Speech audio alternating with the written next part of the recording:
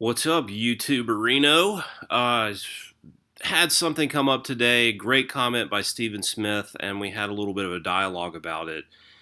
And I've been thinking about it all day, and I think that I figured out something that's really smart.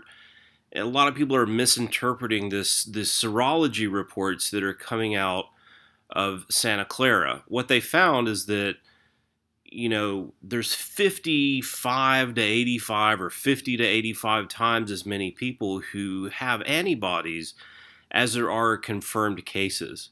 So, what it's doing is leading people to believe, or some people to believe, that the mortality rate is really low, right? As Steven says, it's pretty clear the fatality rate is much less than 1%.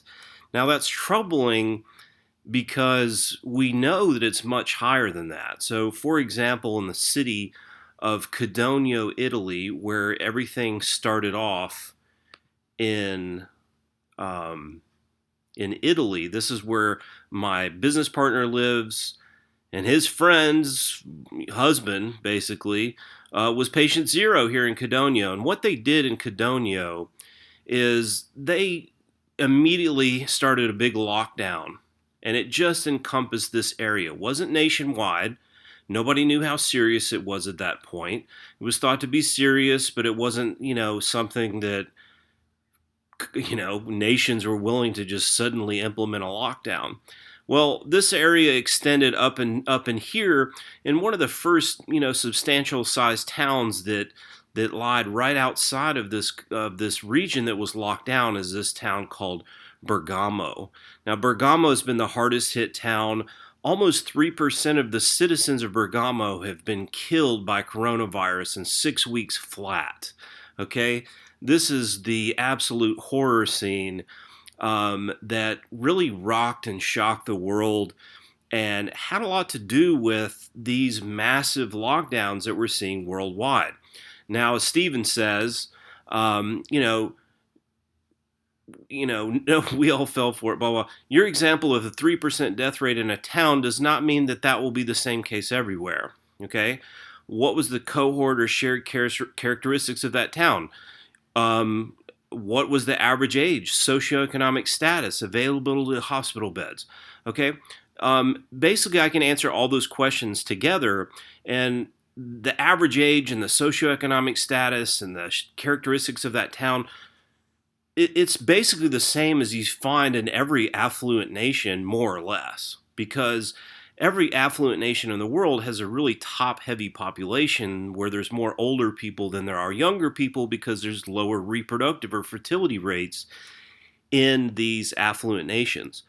And so there are more people at risk. It does, figure that the death rates are higher in Europe and the United States and Canada and places like this. You would expect to see higher death rates than you would see in developing countries where the average age is much, much lower. So anyway, going back to that thought, this is what I think explains it, okay? Because I don't want to just explain away this serologic research as being just completely bogus, okay? The point I made was that, hey, man, we already know this is serious, and so saying that there's this data that suggests that it's not serious is like some data suggesting that the sky is red, right? Like I said, LOL, that serology testing is a total farce with no relevance whatsoever. Any data that comes out showing otherwise is bad data, right? And I think I've thought about this, and I don't think it is a total farce with no relevance whatsoever. In fact, I think this is probably some of the best evidence. The Santa Clara evidence is some of the best evidence we have that these lockdowns and that these extreme measures we're taking and the social distancing are extremely effective. And I think that's explained by viral load.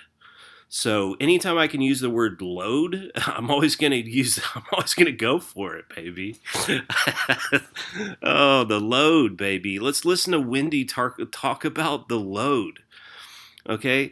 In general, with respiratory viruses, the outcome of infection, whether you get severely ill or only get a mild cold, or completely asymptomatic, of course, like all those serology tests report, they found all these people that were completely asymptomatic, okay?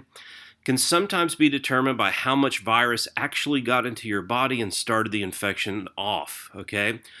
It's all about the size of the armies on each side of the battle. A very large virus army is difficult for our immune system's army to fight off.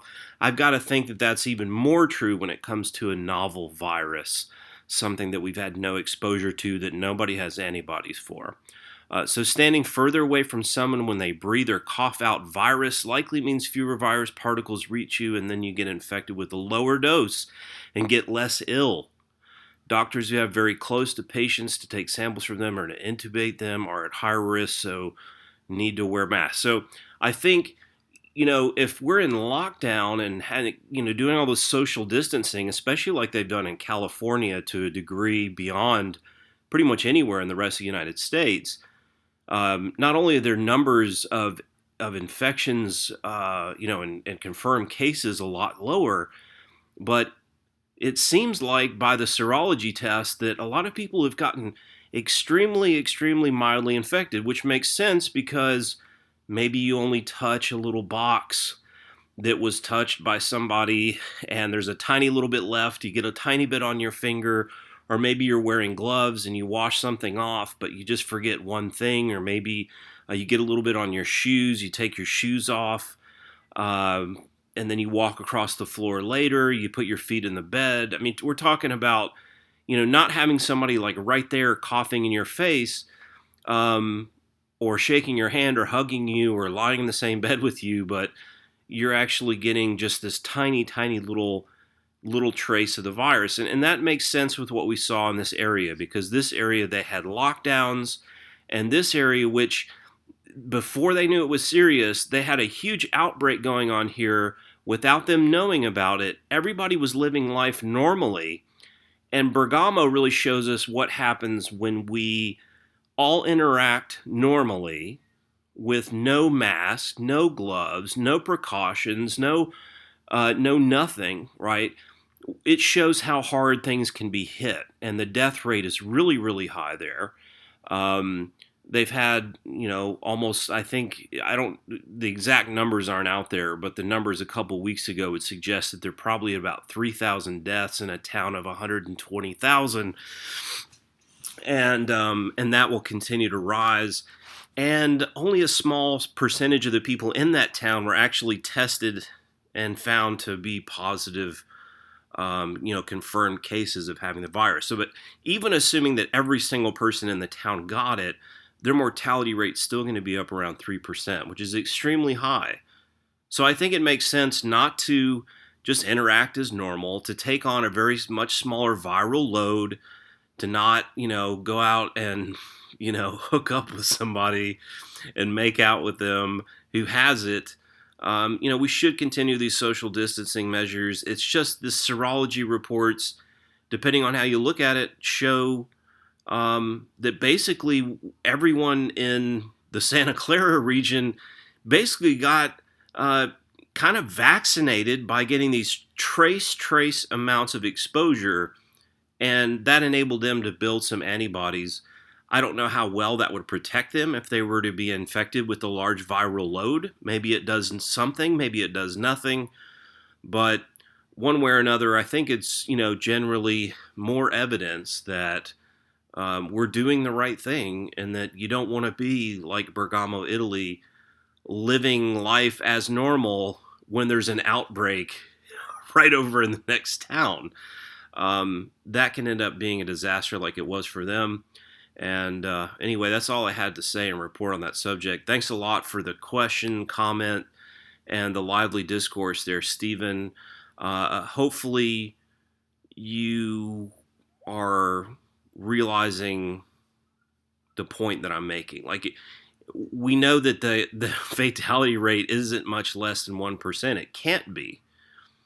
So we already have all this evidence with hundreds of thousands of people, will be dying from this in the coming month or two. And, the fatality rate is very high compared to the flu.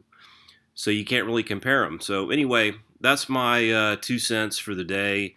and my comment on the serology reports, which everyone thinks is the proof that COVID-19 is not serious, and I don't think that's the case at all.